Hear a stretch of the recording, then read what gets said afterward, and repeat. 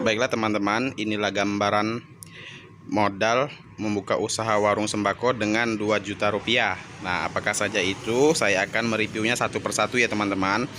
Mulai dari barang-barang yang cepat laku perharinya ataupun kebutuhan sehari-hari. Nah, kita mulai dari beras. Ini berasnya kita beli dulu yang 20 kilo itu ya, karena kita juga bisa mengecernya dengan per kilo gitu kan. Nah, jadi kita modal beras ini kalau di daerah saya 191 per 20 kilonya. Itu artinya tidak sampai 10.000. Nah, sedangkan kita ngecernya 11.000. Nah, kita lanjut barang yang selanjutnya. Itu ada gula dengan 5 kilo, minyak 5 kilo juga, telur, kopi, ikan sarden kaleng ya maksudnya, susu. Nah, ini barang-barang yang perlu semua. Ini garam ada dari segi 3 biru. Nah, ini gandum, ada sagu, teh. Nah, kalau melihat dari segi rokok, yang kita beli itu yang rokok yang cepat laku dulu.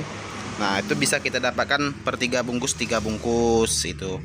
Nah, misalnya kan 5 merek ataupun hanya 3 merek juga nggak apa-apa. Kita juga bisa lihat perkembangannya ke depan. Nah, ini saya beli Surya 12, Surya 16, ada Jarum, ada Klasmil, Sampurna, Samsu. Nah, mungkin di daerah teman berbeda-beda gitu kan yang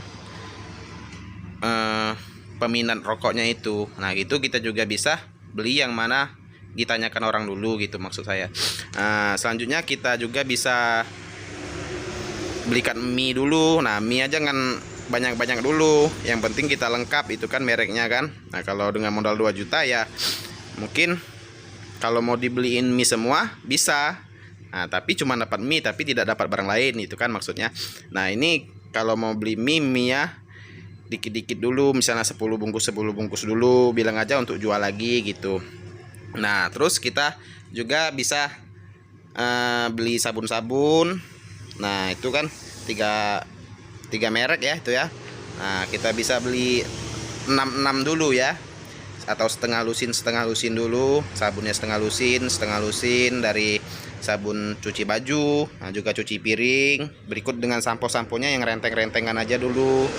Nah, selanjutnya juga ada kopi-kopian gitu kan, kopi-kopi saset lah ya untuk direntengkan. Nah, itu biar menarik. Kalau warung kita itu terlihat dari jarak jauh gitu kan, tertarik gitu kan. Kita tata dengan sedemikian rupanya ya teman-teman. Nah, ini ada juga makanan anak-anak. Nah, makanan anak ini harus kita dahulukan juga, karena inilah yang penarik pelanggan itu kan. Anak kecil juga kalau nggak ada ciki ataupun makanan dia nggak mau ke warung. Nah, saya kasih contoh misalnya anak kecil itu kan disuruh orang tuanya belanja rokok. Nah, mereka juga pilih warungnya. Kalau warung yang nggak ada ciki-ciki, mereka sungkan gitu kan, mereka nggak mau datang ke warung kita. Tapi kalau ada ciki-ciki gitu kan, nah pasti mereka mau.